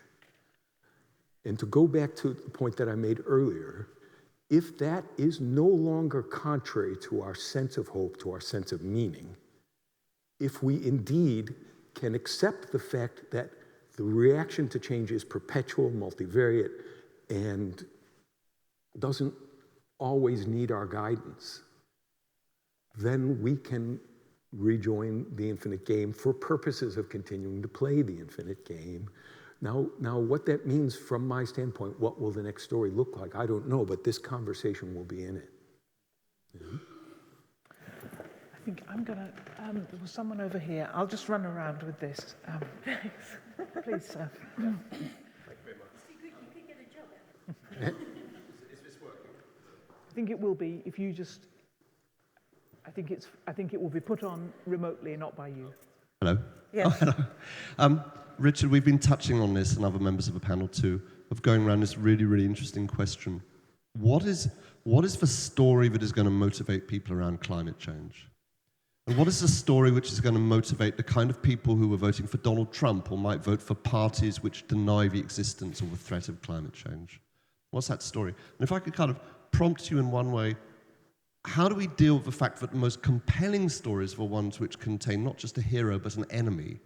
And that this is a story in which we're not dealing with a virus or a meteorite. We are, well, in this room anyway, us as high consumers, we are the enemy. So how do we deal with this? What is the enemy in this story, and how do we motivate ourselves?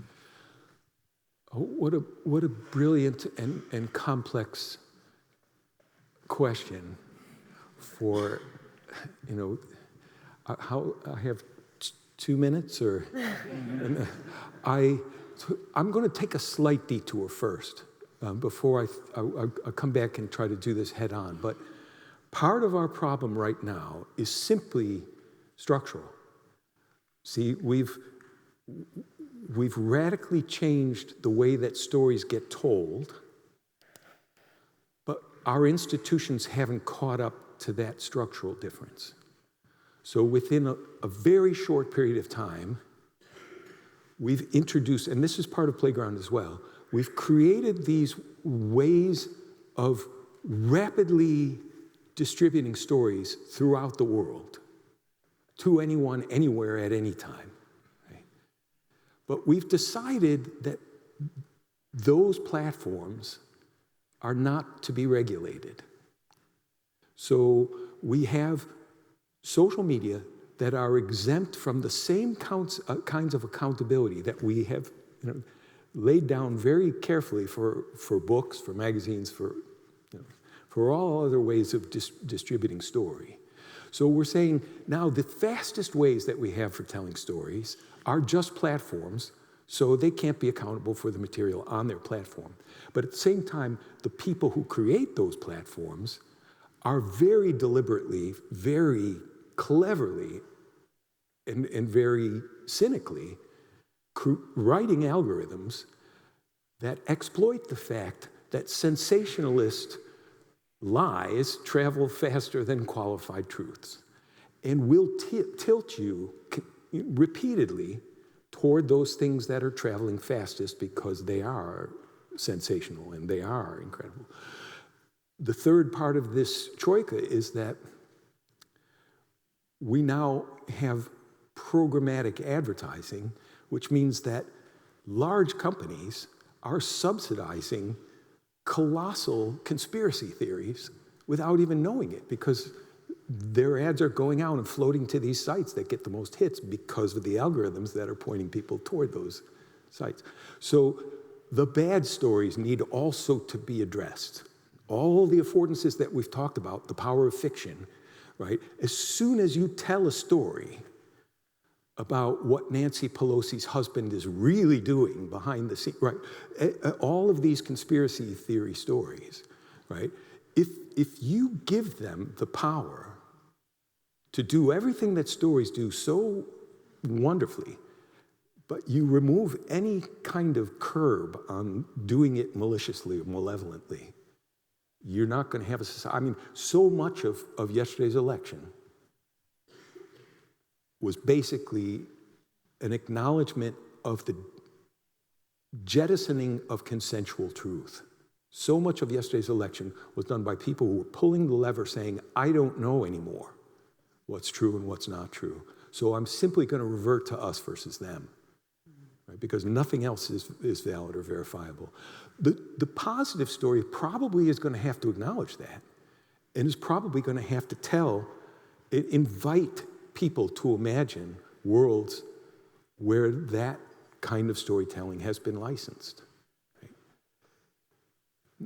Now, I think you also want something else, which is, what are the germs of something that can replace anxiety, can replace fear, can replace suspicion, right?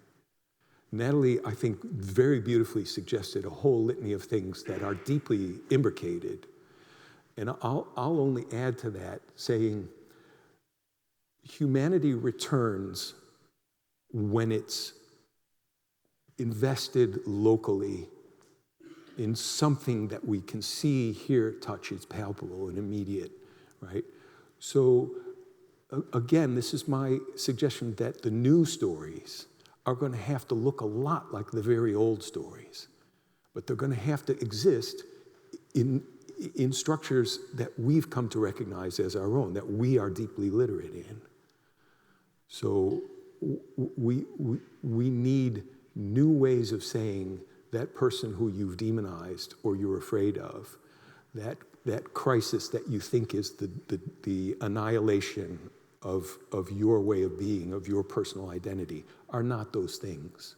There's something else altogether. They're an invitation to become something new. The only way to think about the world as something other than loss is to think about it as about change, We're going to need new stories saying that presence is sufficient to enjoying the riches of the world. We're going to need stories that, that like Tennyson say, though much is taken, much abides, right? Thank you. Thank you. That's absolutely inspiring, the whole afternoon. Thank you. I'd like to ask, how can we invite and involve the billions of everyday people that are becoming very aware of the climate changing and invite them to participate in becoming part of the solution? Because as you were saying, Mr. Powers, when you go local, people know what they need because it's their story and it's their community. So I wondered, what if we have a championship for the Earth every 4 years linked to the Olympics, when we get billions of people watching to see healthy athletes, and not only that, they see the champions and the Earth champions who have been collected and nominated just like you do for your football teams and your cricket teams and your Olympic teams.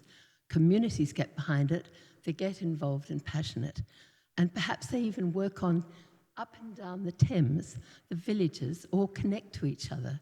And kids come out with their parents and work to clean up the river together, and they meet their neighbours, and kids learn about the water voles and how to canoe, and they begin to become excited because there's a transformation at the local level, and then they get behind their local champions to stand on the community thing, then the national, and then we share the wisdom every 4 years together. I just wondered what you think of that. Thank you. Well, there's a game worth playing. No, thank you. I think that's a brilliant idea.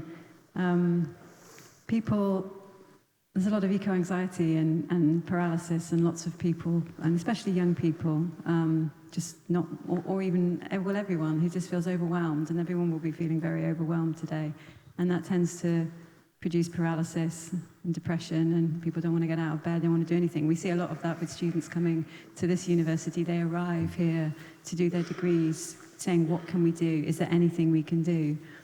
And loading them up with statistics about how terrible everything is, though they do need to know those things because, as I said, they need to speak truth to power. I think actually, and an idea that I've been thinking about a lot lately, is that we also need to engage them with the joy and wonder of it. Meet people in a place of joy and give them a sense that there is much they can do. Because sometimes I think the biggest challenge we face is people thinking there's no hope. But it isn't, hope versus, optimism versus pessimism at all. It's a dance between the two, clearly, and depending a little bit on who you're talking to. But I think things like that, like citizens' assemblies, like Rights for Nature, like people who want to stand beside elements of the natural world. Yeah, and there is a lot of that going on. And so an event like that would showcase this and would normalise and would mainstream with everyone coming together and building community. Because the crisis of separation in our communities is also one of the key challenges. Yeah. Okay, Pablo. Can I quickly respond to Pablo? that? Yeah. Partly, my experience in working with climate change has been that the young people, particularly children, primary age children or secondary in children's school, are leading the way.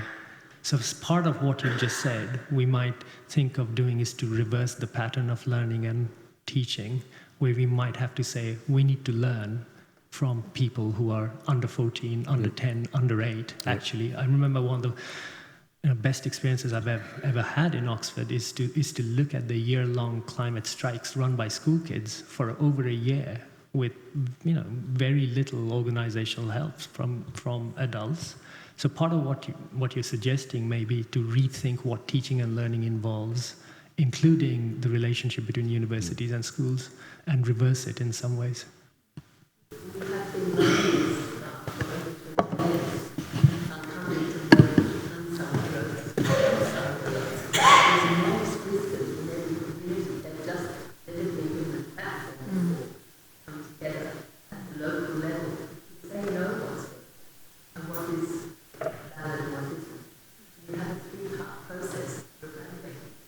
I'm going to just interrupt you. I'm really sorry. We're short of time, and I'm going to take another question from over here. Thank you. You speak. Great. No, you just go. Hello. So So, I don't know if this microphone is working for me, so I'll speak without it. Oh, there we go. First of all, this has been a very, very hopeful conversation. Thank you so much. And so I have two questions wrapped up in one. And this is from the lens of culture, actually. There has never been a more challenging time for artists to investigate and explore and imagine due to the economic challenges within the culture sector. So how can we sort of, number one, create the space for artists to play?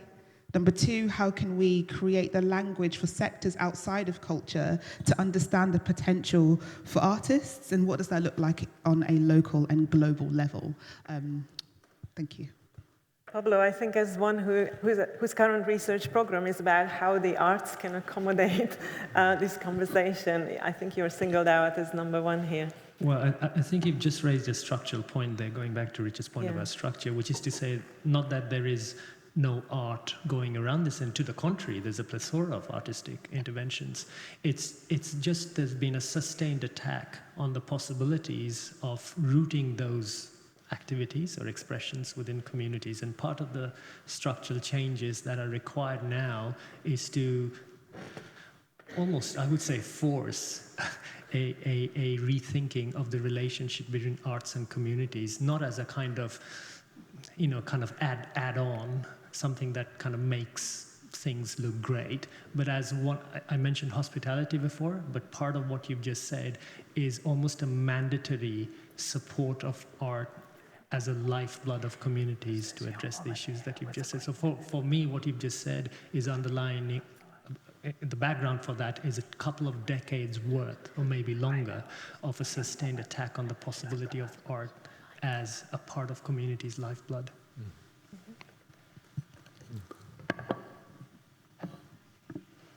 Hello? Okay. I loved your framing of substitution rather than sacrifice, and that rich meaning in life may come from kinship, or what I understand as soul. Understanding that a lot of words get relabeled, they get diluted as they travel farther and farther and get reused by many more different types of people. I was wondering how you might define or understand what kinship or connection or soul means. And if you have, do you think it's a universal definition? And are there stories or examples that might pop in your head that really convey it, that are easier to anchor on? Well, I'll start by recommending Robin Wall Kimmerer, whose book Braiding Sweetgrass is really extraordinary on these questions. Did you want it? Yeah. Well, no, absolutely agree with that. Yeah. Just wanted to say a little bit about the art question, if I may, and it's related to that. I think art plays a great role in building a sense of kinship, and I think there are some amazing things going on in the world of art, incredible, more radical collaborations between artists and ecologists. There's a whole art ecology movement, where artists are really stepping into a role of, I mean, we have a wonderful artist on here with us, but visual artists as well, and musicians and poets, but working together. So getting the sort of the scientific knowledge and the traditional knowledge woven into it, but using it, as I say, I think it goes back to that thing of joy, using art to communicate the joy. You know, we share this planet with the most beautiful beings. Some of us have had the privilege of working with and being with and living with some of these beings, but how do we bring that home? A scientific paper, as much as I love science and those papers, that doesn't, the way science works, it doesn't, in fact, we've been trained to keep heart away from it, actually separate your heart from your science, because how can you be objective if your heart's involved? And that's caused a few problems, but that's not necessarily the role of the scientist, but the artist working with the scientist can do many things and can bring people into a sense of agency, and have them feel a sense of kinship. And a very small anecdote related to that. This summer, my partner and I took 2 giant jellyfish to some festivals, including eco-festivals, and they were extremely realistic ones, not less to do with me and more to do with my partner's artistic skill. But they were North Atlantic sea nettles.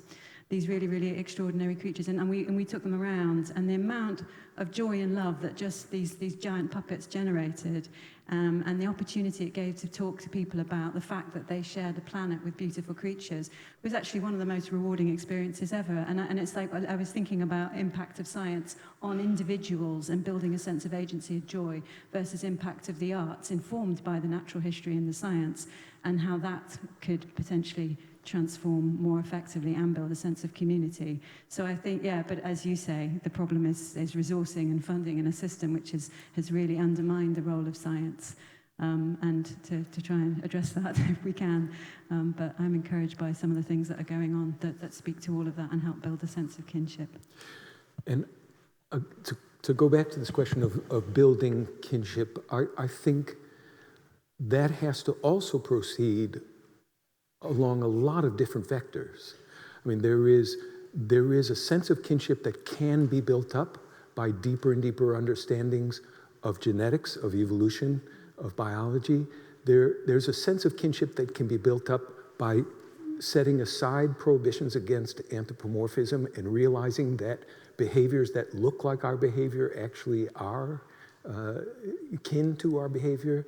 There's a sense of kinships that can be built up by simple observation and presence to other ways of being in the world, where you understand that their goals and the sum of psychic forces that hold them together are not unrelated to our own, right? So again, this is the kinds of stories that we will need to build up kinship will look very, very different, but they will themselves be kin to one another.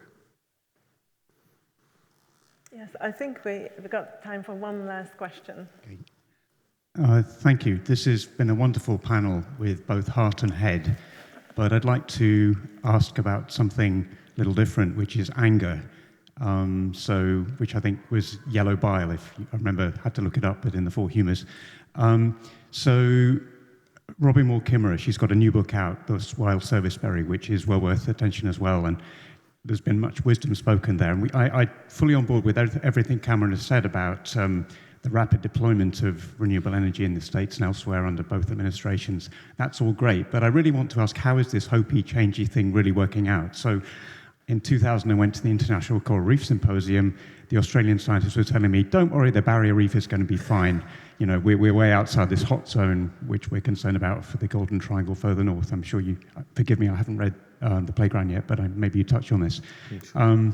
You know, a lot of it's going to turn to slime. There will be refugia, but a lot of it will be very much degraded. And I just want to ask, I suspect there are people in this room who feel that anger intelligently applied, including through certain kinds of protest, has a role. I know there are people in this room who are involved in that. And I just want to ask, how do the panelists, if they feel anger in some respect, how do they apply it in a constructive manner? That's a great question.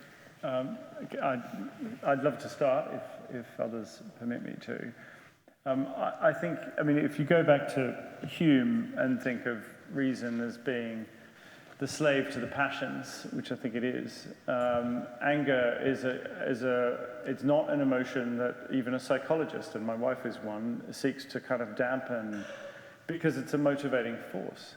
And it's behind, I'm sure, what a lot of us do in life. I mean, there are other motivators, other passions that drive us, but anger is an important one. So I think somehow delegitimizing it is not the right way to go. Harnessing it, as I think you're suggesting, is the right way to go. But you said very specifically, how do we intelligently, I think, use it? And that's the right question. Yeah, and I think partly, you know, if we go back to the conversation we've just been having about the role of art and stories, and I'm here because I think, you know, in a sense, my field's use of data and facts, you know, has its limits. They're quite narrow limits, actually. It's the stories that transform our ability to understand ourselves and our place in the system and to reimagine the system that we need, and the passions behind those stories get them to be viral. And I think we need to be smart about what goes viral and what doesn't. Now, we can and should think that the platforms that we have available to us that are used to deliver viral content should be regulated. That's a point of strong agreement.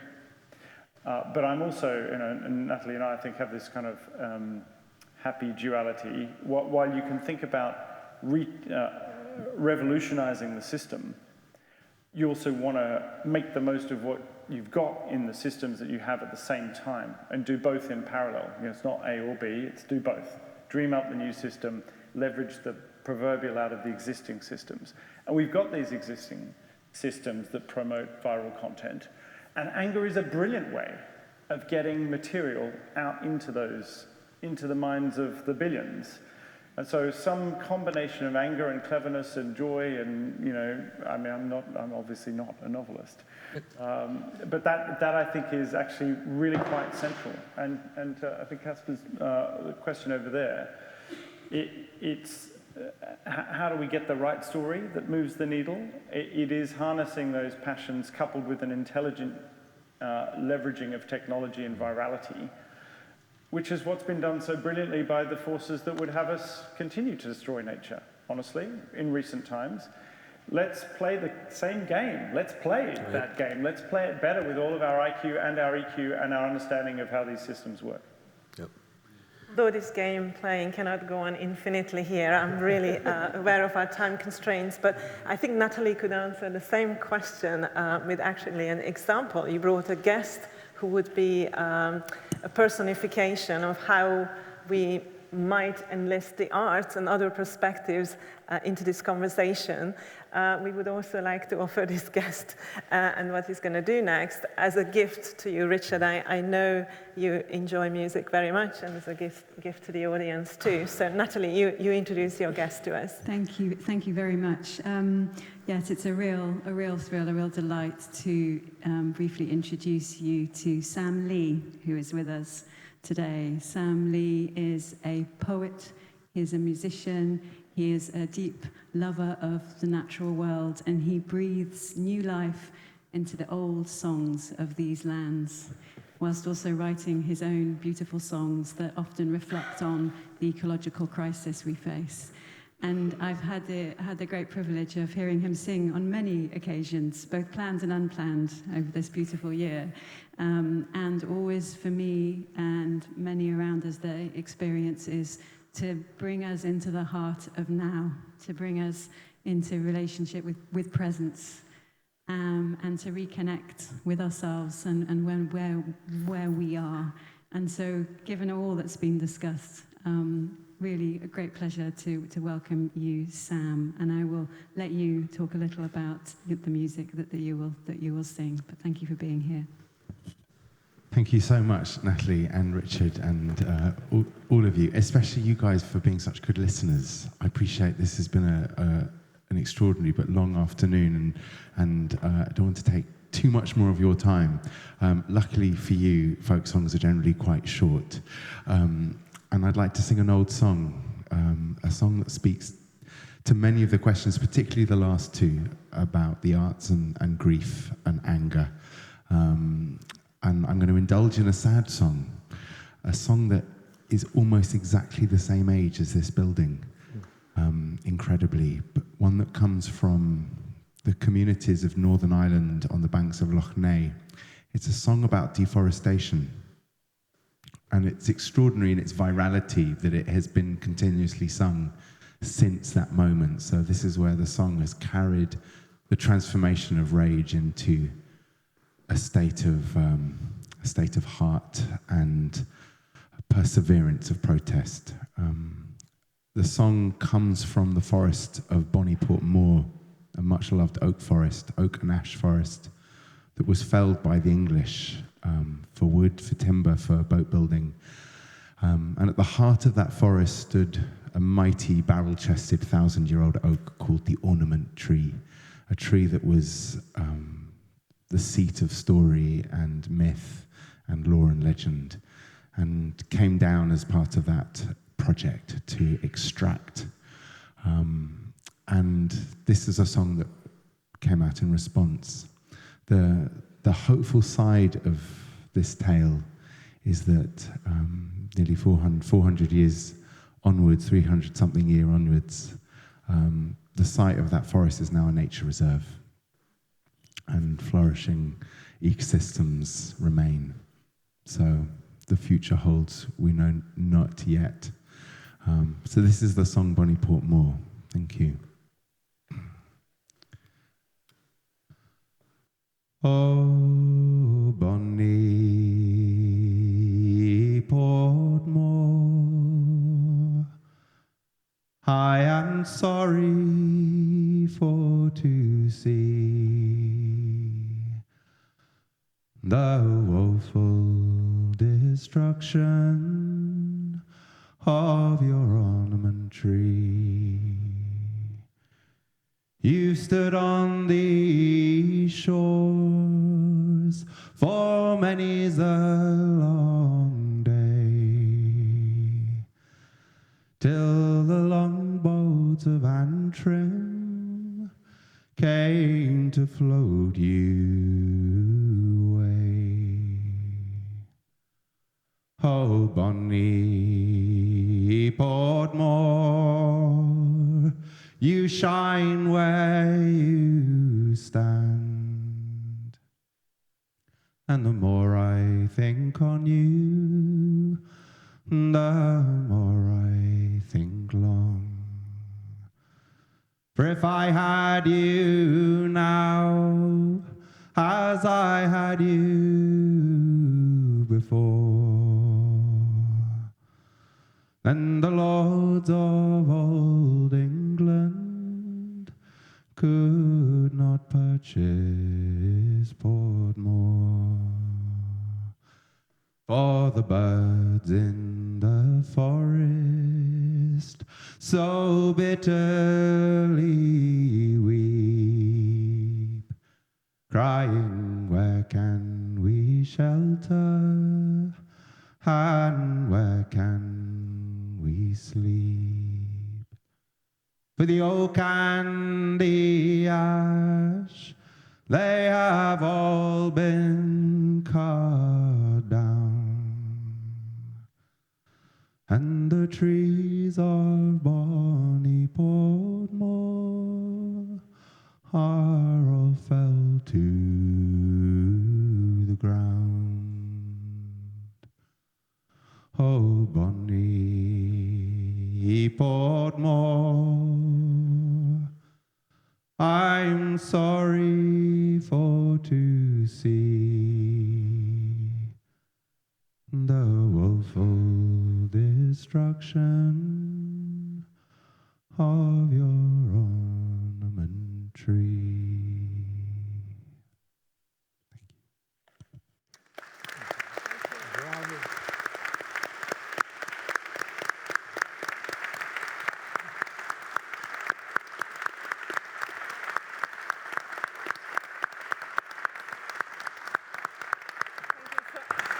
Thank you so much, Sam. And this morning I woke up thinking we are all dissidents now, but now I'm thinking we are all hopeful again.